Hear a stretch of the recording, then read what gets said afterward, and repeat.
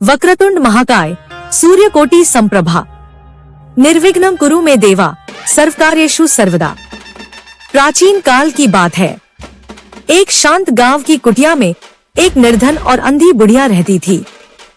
उसका संसार केवल भगवान लंबोदर के नाम से रोशन था। आंखों से उसे कुछ दिखाई नहीं देता था, पर उसके मन में सदैव श्री गणेश की छवि बसी रहती थी। एक दिन उसके मन में यह भाव आया कि वह अपने प्रभु को अपने हाथों से बनी खीर का भोग लगाएगी। बड़ी कठिनाई से द्वारे द्वारे मांगकर वह मुट्ठी भर चावल और थोड़ा सा दूध जुटा पाई। उसने मिट्टी की एक छोटी सी हंडिया आग पर रखी और बड़े ही लाड़ से खीर पकाने लगी। तभी उसकी कुटिया के द्वार पर एक अत्यंत सुंदर बालक आया। उस बालक के मुख पर एक दिव्य तेज था। उसकी मुस्कान में पूरे संसार का सुख समाया था। बालक ने चंचल स्वर में कहा, माई, मुझे बहुत भूख लगी है, क्या कुछ खाने को मिलेगा?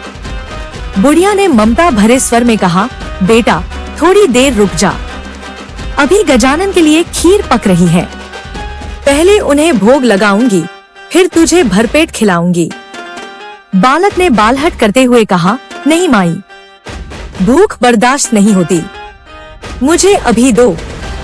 बुढ़िया का दिल पसीज गया। उसने सोचा कि अतिथि भी तो ईश्वर का ही रूप है। उसने कांपते हाथों से गरम गरम खीर का एक कटोरा भरा और उस बालक को दे दिया। बालक ने जैसे ही पहला निवाला लिया, बुढ़िया को ऐसा लगा जैसे उसके कानों में दिव्य घंटियां बज रही हों।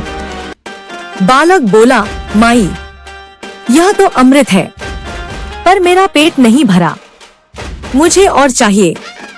बुढ़िया कटोरे पर कटोरा देती गई और बालक आनंद से खाता गया, यहाँ तक कि पूरी हंडिया खाली हो गई। जब अंतिम दाना भी समाप्त हो गया तो अचानक उस छोटी सी कुटिया में एक अद्भुत प्रकाश फैल गया। वह प्रकाश इतना तेज था कि अंधी बुढ़िया की आंखों में हलचल हुई और उसकी दृष्टि लौट आई। उसने देखा कि सामने कोई साधारण बालक नहीं, बल्कि स्वयं 4 भुजाओं वाले, स्वर्ण मुकुट पहने और मस्तक पर चंद्रमा धारण किए हुए साक्षात भगवान श्री गणेश खड़े हैं। प्रभु के उस दिव्य रूप को देखकर बुढ़िया के आंखों से आंसू बहने लगे। गणेश जी मंद मंद मुस्कुराए। उनके शरीर से पारिजात के फूलों जैसी सुगंध आने लगी। उन्होंने कहा, माई, तुमने केवल खीर नहीं खिलाई, तुमने अपने सच्चे प्रेम से मुझे तृप्त कर दिया है। लोग मुझे बड़े बड़े मंदिरों में 56 भोग लगाते हैं, पर जो मिठास तुम्हारी इस हंडिया में थी, वह कहीं और नहीं मिली। मांग, आज जो चाहे मांग ले। बुढ़िया ने हाथ जोड़कर कहा, प्रभु, जब साक्षात आप मेरे द्वार पर आ गए तो अब मुझे कुछ नहीं चाहिए, बस आपकी भक्ति सदा बनी रहे। इस दिव्य भेंट के बाद वह टूटी हुई झोपड़ी देखते ही देखते एक चमकते हुए सोने के महल में बदल गई। बुढ़िया की भक्ति ने सिद्ध कर दिया कि गजानन को प्राप्त करने के लिए किसी कठिन तपस्या की जरूरत नहीं है। वे तो बस प्रेम के एक कण और श्रद्धा के भूखे हैं।